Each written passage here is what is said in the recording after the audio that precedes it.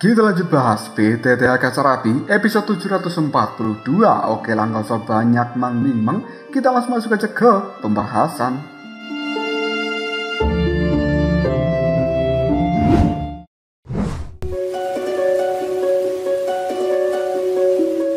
Krisis di dalam penjara penekan iblis kedua ini telah berlalu. Aurat jahat juga telah menghilang dan digantikan oleh gumpalan serta lingkaran cahaya ungu. Xiaoyan dan juga Xiaoyi sedikit tertegun ketika menyaksikan pemandangan seperti ini. Namun detik berikutnya mereka tersenyum sambil menganggukkan kepalanya. Xiaoyan melihat pada Dewi Yaoji dan kemudian dia berkata, "Senior, mohon maafkan atas kesalahpahaman sebelumnya. Namun aku hanya ingin tahu apa sebenarnya yang terjadi barusan." Xiaoyan bertanya dengan sedikit rasa malu.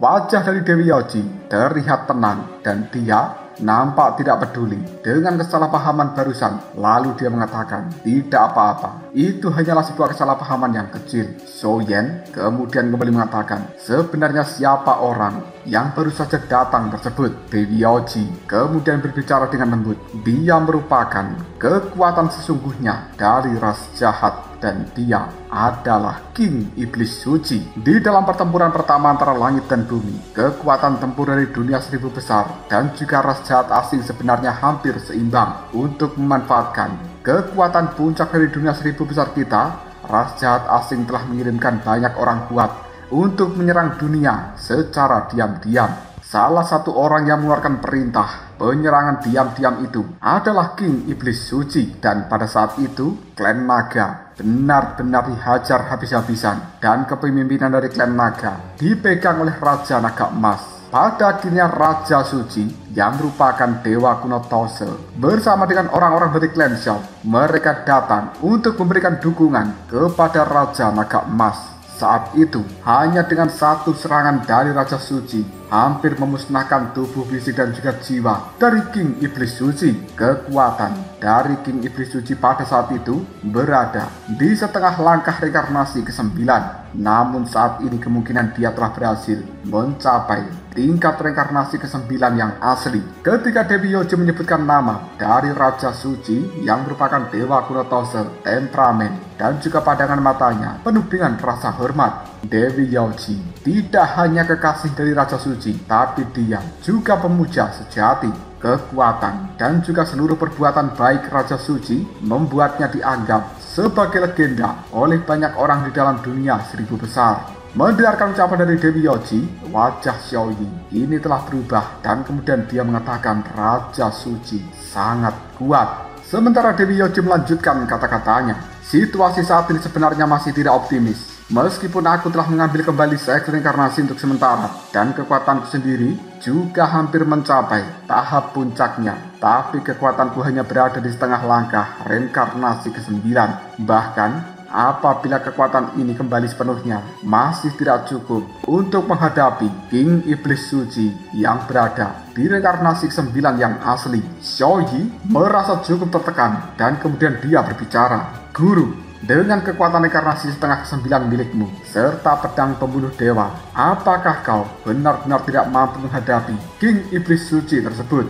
Xiaoyan jelas mengetahui alasan kenapa Dewi Yaoji mengatakan hal seperti itu, dan kemudian Xiaoyan pun menimpali perkataan dari Xiaoyi. Pedang pembunuh dewa sebenarnya masih dalam kondisi yang rusak. Jika King Iblis Suci tidak gentar menghadapi kekuatan dari Dewi Yaoji, aku khawatir hari ini akan benar-benar terjadi pertempuran yang sengit. Dewi Yaoji hanya bisa menggelengkan kepalanya dan kemudian dia mulai memberikan penjelasan secara menyeluruh. Xiaoyan, gadis kecil yang bernama Mu Yingying ini, api sucinya telah berubah menjadi roh dan dia saat ini telah memiliki roh cahaya. Seperti apa yang dikatakan oleh Tuan Pemakan Jiwa, memang ada banyak artefak di dalam dunia manusia, namun yang cocok untuk dirinya hanyalah artefak milikku, dan adegan tadi hanyalah sebuah pengantar untuk memanggil senjata dewa itu." Xiaoyan hanya tersenyum sambil menggaruk kepalanya. Dia pun mengatakan, "Terima kasih banyak pada senior, tapi bolehkah aku menanyakan kekuatan senior yang saat ini?" Dewi Yaoji menatap pada Xiaoyan dengan penuh minat dan kemudian dia berbicara, "Kekuatanku yang sekarang sebenarnya telah mencapai puncak reinkarnasi ke-8. dan hanya tinggal satu langkah lagi. Aku akan bisa mencapai reinkarnasi ke-9. Selama bertahun-tahun ini, aku juga perlahan-lahan telah mencapai ambang setengah reinkarnasi ke-9. Apakah kau sebenarnya sedang bingung kenapa aku berada di dalam jurang suci ke-8 ini? Dengan kekuatanku sebenarnya berurusan dengan dewa jahat peringkat kedua tentu saja sangatlah mudah. Zhou Yan kemudian kembali berkata dengan hormat, "Senior, bisakah Anda memberikan penjelasan yang lebih detail kepada diriku?" Dewi Yaoji menganggukkan kepalanya dan kemudian dia pun mengingat tentang masa lalu menceritakannya kepada Zhou Yan. "Di awal perang dunia pertama langit dan bumi, pada saat itu aku telah berpisah dari Raja Suci. Orang itu bertanggung jawab untuk menjaga dan juga memulihkan diri orang-orang klan Xiao milikmu yang telah terluka. Sementara aku kembali untuk menuju klan peri dan juga membersihkan tempat-tempat lainnya yang masih memiliki kekuatan jahat."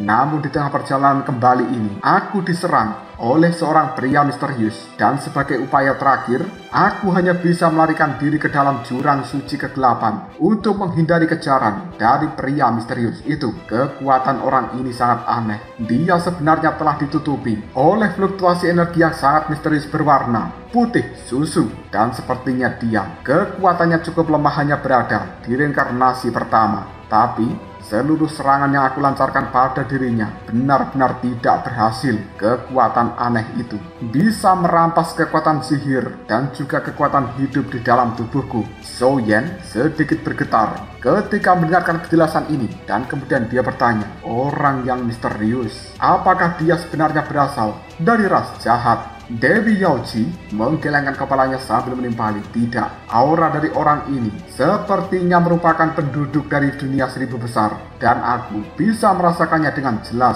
Tapi tujuannya mengejar diriku sepertinya untuk mendapatkan kekuatanku, dan untungnya kekuatan sihir itu sangatlah misterius, sehingga aku bisa sembunyi secara diam-diam dari dirinya. Supaya orang itu bisa dikelabuhi, maka aku membutuhkan bantuan orang lain sebagai pengganti. Namun perang saat itu baru saja berakhir, dan aku juga telah terluka parah. Diriku untuk menghindari kejaran segera masuk ke dalam penjara penengan iblis peringkat kedua ini. Lalu aku ditelan oleh dewa jahat peringkat kedua. Meskipun situasinya tidak optimis, tapi aku berhasil menghindari kejaran pria misterius itu. Dan selama bertahun-tahun ini, dewa jahat peringkat kedua telah mencoba beberapa kali untuk melahap energi asal-usulku, tapi sia-sia. Jika bukan karena rasa takut dari diriku menghadapi orang misterius tersebut, dewa jahat peringkat kedua tidak akan pernah mampu menekanku selama ini. Dan setelah itu, aku sebenarnya telah menggunakan teknik bertarung tingkat dewa semu,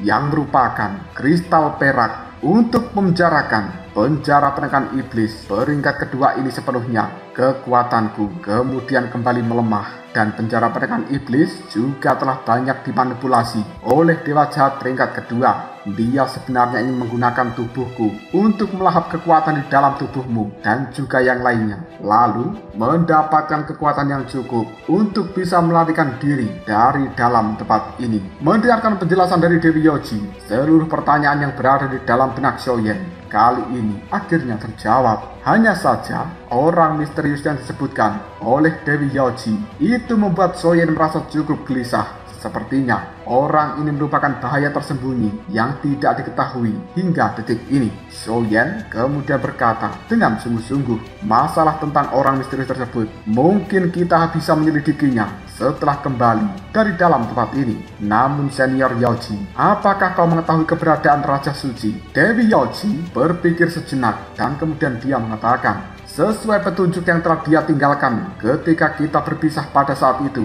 Raja Suci seharusnya berada di dalam dunia bawah ke-8. Dan masalah dari dunia bawah ke-8 ini terlalu penting. Raja Suci tidak banyak bercerita tentang tempat itu pada diriku. Tapi aku samar-samar ingat bahwa dunia bawah ke-8 tampaknya memiliki banyak hubungan dengan klan Xiao milikmu. Kemunculan dunia bawah ke-8 juga akan melibatkan klan Xiao, dan tujuannya Mungkin untuk menghadapi kerajaan malaikat, pusat dunia manusia, dan juga orang misterius tersebut. Soyen hanya bisa menganggukkan kepalanya dan kemudian dia mengatakan, "Senior, terima kasih banyak atas penjelasanmu. Dan karena kau telah memberikan Mu Ying hadiah yang besar, jadi aku juga harus memberikan hadiah untuk dirimu. Ini adalah pil obat tingkat suci peringkat ke-9 level surga. Mungkin cocok untuk dirimu." Dewi Yoji hanya tersenyum sambil menggelengkan kepalanya dan kemudian dia mengatakan, "Kau benar-benar bocah yang menarik. Tapi kau tidak tahu bahwa sebenarnya kekuatan reinkarnasi ke-9 untuk mencapai level itu tidak bisa mengandalkan kekuatan dari sebuah pil. Karena kekuatan reinkarnasi ke-9 itu berada di atas langit dan bumi." Soyen hanya bisa menggelengkan kepalanya sambil menimpali. Ternyata masih ada ketidakjelasan seperti itu. Dewi Yoji menimpali perkataan dari Soyen. Tentu saja pil obat peringkat ke-9 level suci itu memang luar biasa, tapi tidak cocok untuk digunakan menembus kekuatan reinkarnasi 9 yang asli. Dan asal kau tahu, untuk bisa mencapai kekuatan itu mungkin dibutuhkan pil tingkat dewa. Hanya saja setelah bertahun-tahun yang tidak terhitung jumlahnya, tidak ada satupun orang yang bisa membuat pil tingkat dewa ini. Kau tahu kan, sesuatu yang berhubungan dengan dewa bukan hal yang mudah untuk dikejar oleh manusia biasa. Soyen hanya mengangguk sambil mengatakan, ternyata begitu. Baiklah senior, karena masalah di dalam tempat ini sudah selesai, mari kita pergi. Dan sekarang perang dunia kedua telah dimulai. Aku khawatir masih banyak hal yang harus kita lakukan untuk menghadapi perang dunia kedua itu. Dewi Yoji ketika mendengar ucapan dari Soyen hanya bisa menggelengkan kepalanya sambil berkata, apakah kau benar-benar ingin pergi dari dalam tempat ini? Dan apakah dirimu ingin melewatkan kesempatan untuk naik level?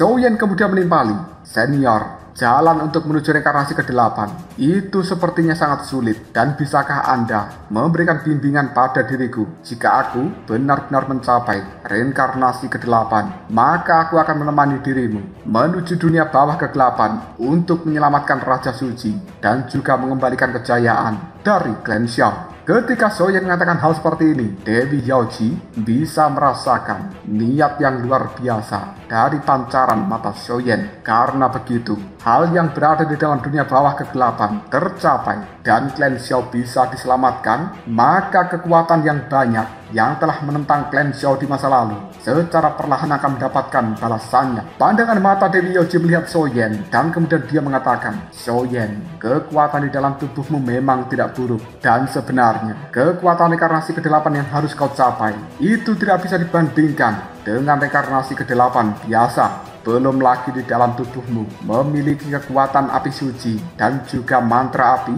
serta kekuatan iblis. Jalan untuk menuju reinkarnasi ke-8 darimu lebih berbahaya dari orang lain. Namun jika kau bisa mengatasi bahaya ini, maka kekuatanmu mungkin hampir tidak terkalahkan melawan orang-orang dari reinkarnasi ke-8 yang lainnya. Selain itu, perjalanan ke dalam dunia bawah ke-8 untuk sementara ini aku tidak mengizinkan dirimu melakukan hal tersebut sebelum kau benar-benar mencapai kekuatan yang luar biasa. Selain itu, kekuatan iblis yang kau miliki sangat misterius. Bahkan jika kau mencarinya di dalam ras jahat asing, mungkin hanya sedikit orang di dalam sana yang mengetahui tentang kekuatan iblis ini. Dan suatu hari nanti, kekuatan iblis yang kau miliki akan menjadi momok yang sebenarnya bagi banyak orang di dalam dunia. Dan saat ini belum waktunya untuk mengungkapkan kekuatan iblismu yang sebenarnya." Soyen menganggukkan kepalanya sambil berkata, "Baiklah, aku akan menuruti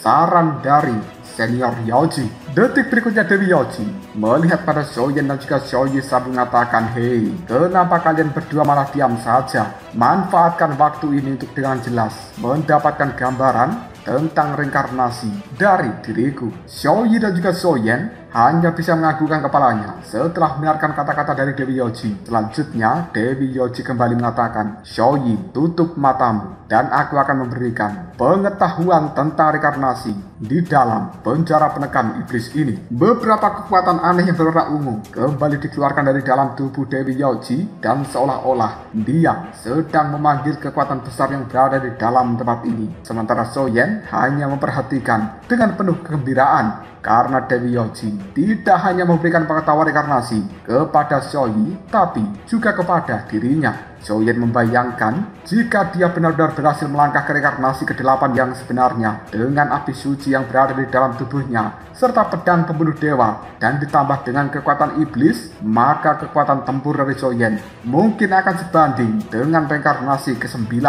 Dan pada saat itu, Xiaoyan akan bisa berdiri dalam jajaran para tokoh terkemuka di dalam dunia 1000 besar. Bahkan kekuatan yang menentang serta tidak puas dengan aliansi api abadi mungkin hanya bisa mengambil langkah mundur. Xiaoyan juga membayangkan ketika dia mencapai reinkarnasi ke-8 yang sebenarnya, mungkin dia bisa melakukan perjalanan ke dalam dunia bawah ke-8 untuk menyelamatkan leluhur-leluhur dari klan Xiao. Dewi Yoji tiba-tiba saja berkata, kekuatan sihir meledaklah. Lapisan kristal ungu tiba-tiba saja memancarkan kekuatan sihir yang luar biasa, kekuatan suci, dan juga kekuatan jahat yang tersembunyi di dalamnya. Kali ini telah berubah menjadi sebuah kekuatan murni yang sangat mengerikan. Xiaoyan bahkan bisa merasakan getaran pada kehampaan penjara penekan iblis peringkat kedua ini. Tidak lama kemudian, aliran energi yang sangat mengerikan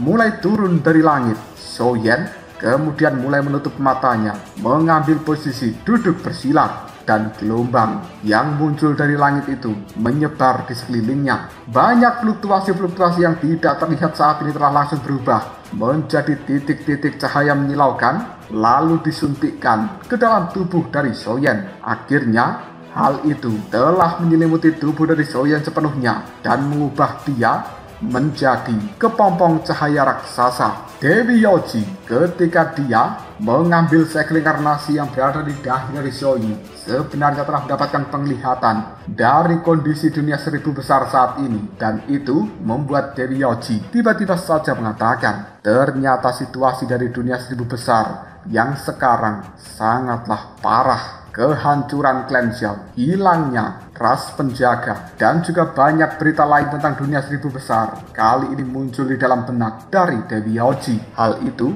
membuat dia kemudian berkata pada diri sendiri, orang-orang di dalam pusat dunia manusia, apa sebenarnya yang mereka rencanakan? Dan kerajaan malaikat, mungkinkah terjatuhnya klan Xiao benar-benar disebabkan oleh keengganan mereka untuk memberikan pertolongan? Energi yang terpancar dari dalam kristal ungu saat ini juga kembali masuk ke dalam tubuh dari Dewi Yoji dan secara perlahan membuat kekuatan yang berada di puncak reinkarnasi ke-8 telah naik menjadi setengah reinkarnasi ke-9.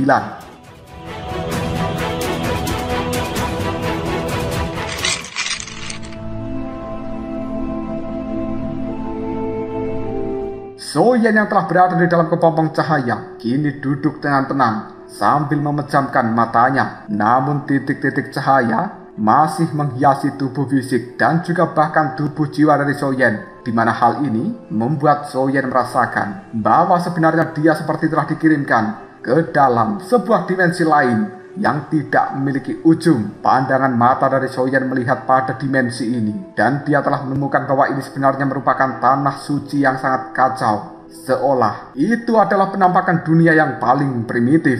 Di dalam dunia primitif, Xiaoyan bisa merasakan adanya sebuah kekuatan yang cukup misterius. Bahkan kekuatan ini membuat berbagai energi di dalam tubuh Xiaoyan tidak bisa digunakan untuk sementara. Dan kekuatan itu sebenarnya terus-menerus melakukan pemanggilan, seolah membimbing Xiaoyan untuk terus berjalan ke depan. Xiaoyan berpikir, apakah jalan ini benar-benar merupakan siklus reinkarnasi ke-8, dan bagaimana cara mengatasi serta keluar dari jalan ini. Tidak ada seorang pun yang memberitahukan pada Xiaoyan tentang pertanyaan-pertanyaan yang dia miliki, dan tampaknya Xiaoyan hanya bisa mengandalkan diri sendiri tentang apa yang akan terjadi selanjutnya. Soyen pun saat ini berjalan tanpa tujuan di dalam dunia primitif. Bahkan konsep waktu yang berada di dalam tempat ini menjadi sangat kabur. Soyen pun memiliki keraguan di dalam hatinya. Apakah dia benar-benar bisa mencapai inkarnasi ke-8 yang asli? Setelah beberapa lama Soyen berjalan, akhirnya dia tiba di sebuah tempat yang memiliki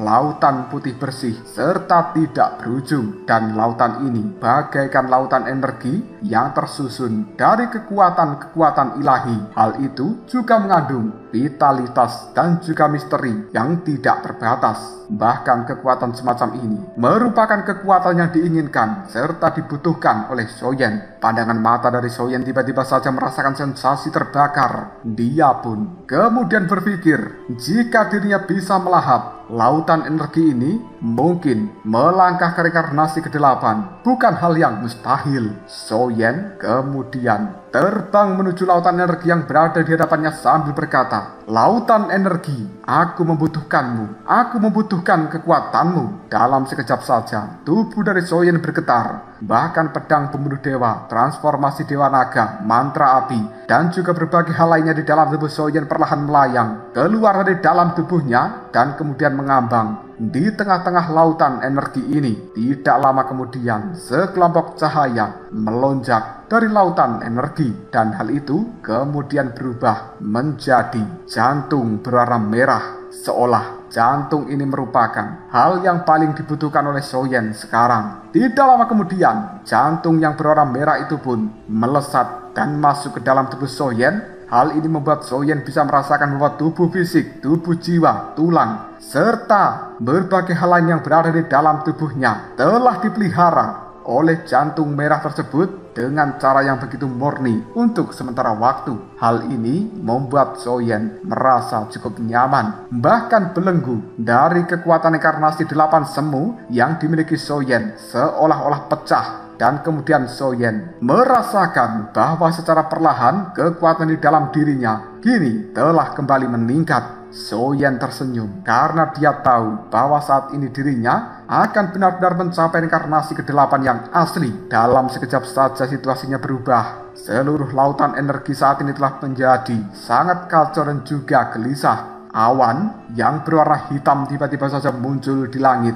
tepat di atas lautan energi, dan kemudian petir-petir yang bergemuruh kini telah menunjukkan kekuatannya. Bahkan kekuatan ini cukup untuk bisa menghancurkan langit dan bumi, karena itu sebenarnya merupakan kesengsaraan reinkarnasi ke-8 yang asli. Dengan kemampuan Soyen, hanya masalah waktu saja untuk bisa mengatasi kesengsaraan reinkarnasi ke-8 ini. Masalah dari penjara penekan iblis kedua telah berakhir. Namun kali ini Soyen, Xiaoyi, dan juga Mu Yingying masih membutuhkan waktu yang lama untuk keluar dari retreatnya. Kita berpindah ke dunia luar sana. Saat ini berbagai hal yang aneh telah terjadi di dalam dunia seribu besar. Kita berpindah pada sebuah tempat yang aneh di dalam dunia manusia. Tempat itu bernama Pegunungan Roh Surgawi. Tempat ini adalah daerah yang relatif tenang, dan di Pegunungan Roh Surgawi tersebut sebenarnya ada sebuah istana yang bernama Istana Roh Surgawi. Mereka merupakan salah satu klan yang telah ada sejak zaman kuno dan memiliki sejarah yang panjang serta fondasi yang kuat, sehingga kekuatan dari klan Roh Surgawi ini tidak bisa dianggap remeh. Pemimpin mereka saat ini merupakan seorang dengan kekuatan puncak reinkarnasi ke-7. Orang ini juga memiliki banyak prestasi di seluruh dunia manusia. Kali ini,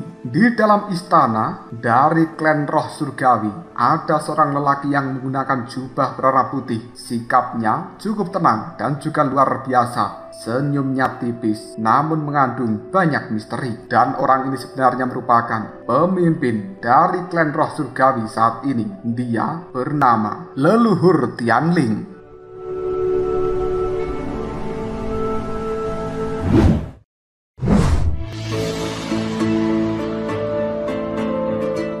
Selama Perang Dunia Pertama, klan Roh Surgawi dan juga klan Xiao merupakan salah satu kekuatan yang sangat bersahabat. Tidak lama kemudian, sesosok pemuda tiba-tiba saja muncul entah dari mana, dan dia sebenarnya adalah mata-mata dari Istana Roh Surgawi ini. Kedatangannya membuat leluhur Tianling kemudian berkata, "Bagaimana tentang perkara yang aku minta untuk kau selidiki?" Mata-mata dari klan roh surgawi ini kemudian menimpali pemimpin. Sebenarnya Zhou Yan telah pergi menuju pertemuan di suatu tempat tertentu. Namun tidak disangka dalam pertemuan itu ada satu orang pengkhianat yang telah bergabung dengan faksi di belakang layar. Orang tersebut telah mencoba menggunakan sebuah trik untuk menarik Zhou Yan ke dalam dunia neraka demi bisa menekannya. Dan kemudian di dalam dunia neraka telah ada putra surga yang memimpin operasi ini. Dia telah mencoba menggunakan kekuatan dan juga bantuan dari dunia neraka untuk melenyapkan Zhou Yan supaya Zhou Yan tidak bisa membangkitkan klan Xiao. Mendengarkan hal seperti ini, leluhur Tianling berkata dengan marah, "Apa?" Dikarenakan keberadaan yang mengerikan di balik layar klan roh surgawi demi menjaga garis keturunan yang tidak terhitung jumlahnya dari kekuatan di belakang layar itu, mereka hanya bisa bersembunyi dan tidak berani untuk bergabung dengan aliansi api abadi. Namun jika masalah telah diselesaikan, maka mereka akan segera bergabung tanpa ragu dengan aliansi api abadi milik Zhou Yan. Tapi jika sampai terjadi sesuatu kepada Zhou Yan, mantan sekutu dari klan Xiao ini juga tidak akan pernah bisa berbuat apapun. Tanpa adanya klan Xiao, orang-orang di pusat dunia manusia pasti akan mengendalikan seluruh dunia ini dan membuat situasinya menjadi tidak jelas. Ketika keterkejutan dan juga kemarahan telah muncul di raut wajah dari leluhur Tianling, sang mata-mata dari klan roh surgawi ini kembali mengatakan, namun kekuatan dari Tuan Zhou Yan sebenarnya sangat dahsyat. Dia mampu mengalahkan bahkan melenyapkan putra surga. Selain itu, Raja Neraka, Fu Jun, dan juga yang lainnya yang telah terlibat di dalam pengepungan klan Xiao di masa lalu juga telah dilenyapkan oleh Tuan Zhou Yan. Mendengarkan hal seperti ini, leluhur Tianling cukup terkejut, namun dia juga merasa lega. Dirinya sedikit tersenyum sambil mengatakan, keturunan dari klan Xiao benar-benar pantas dengan reputasinya. Mata-mata ini kemudian bertanya, "Pemimpin, apa yang akan kita lakukan sekarang?" Setelah berpikir sejenak, leluhur Tianling ini kemudian mengatakan, "Perbaiki kekuatan di dalam sektor kita. Selain itu, pimpin beberapa master sebagai perwakilan dari tempat ini untuk pergi menuju wilayah api yang tidak berujung dan kemudian menyatakan bergabung dengan aliansi api abadi." Sang mata-mata kemudian mengatakan, "Tapi pemimpin, apakah Anda tidak takut dengan orang-orang yang berada di balik layar? Pasti mereka tidak akan pernah membiarkan aliansi api abadi menjadi jauh lebih kuat." Leluhur Tianling hanya tersenyum dan kemudian dia mengatakan, "Demi kebaikan kita juga, aku sudah memutuskan tentang masalah ini. Bersiaplah dan ajak beberapa master yang lain. Kita akan segera pergi menuju wilayah api yang tidak berujung." Mata-mata ini meskipun cukup bingung dengan keputusan leluhur Tianling, tapi dia hanya bisa menganggukkan kepalanya. Keduanya baru saja selesai berbincang-bincang dan hendak turun untuk mengumpulkan kekuatan dari klan roh surgawi, tapi ada beberapa tamu tidak diundang telah muncul di langit. Fluktuasi energi menyebar di dalamnya membuat seluruh tempat dari klan roh surgawi ini bergetar dengan hebat. Leluhur Tianling kemudian segera mengatakan apa sebenarnya yang telah terjadi di luar sana. Dia pun buru-buru keluar dari dalam istana dan kemudian melihat ke arah langit yang kali ini kekuatan petir yang berwarna abu-abu telah muncul di langit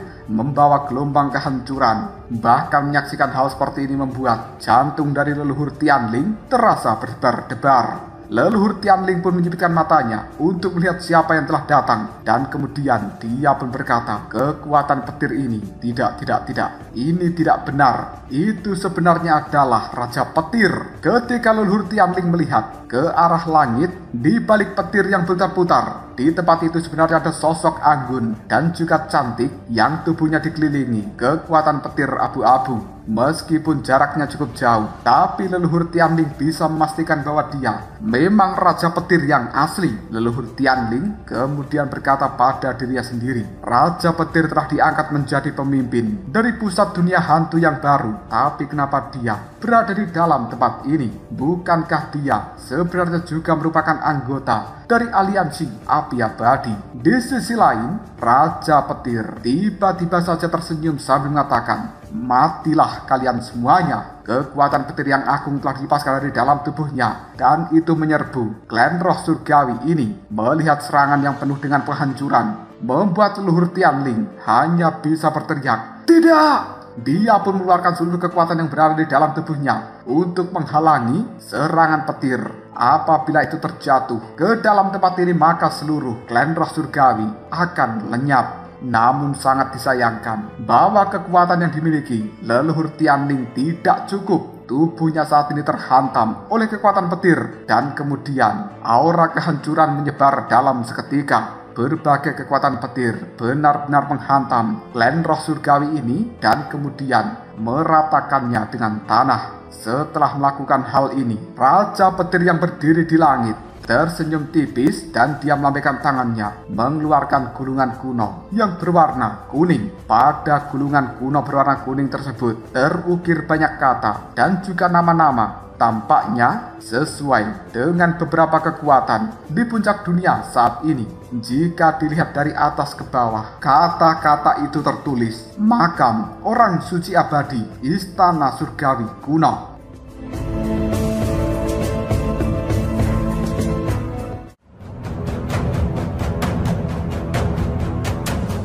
Lalu apakah yang terjadi selanjutnya? Mungkinkah orang ini benar-benar Raja Petir? Ataukah orang lain yang sedang menyamar menjadi Raja Petir? Dan kenapa gulungan yang dia pegang bertuliskan Istana Surgawi Kuno? Mungkinkah dia merupakan orang yang berasal dari Istana Surgawi Kuno ini? Lalu apa tujuannya? Menghancurkan klan roh surgawi. Jika kalian penasaran, tunggu aja jawabannya di next video. Kau browser.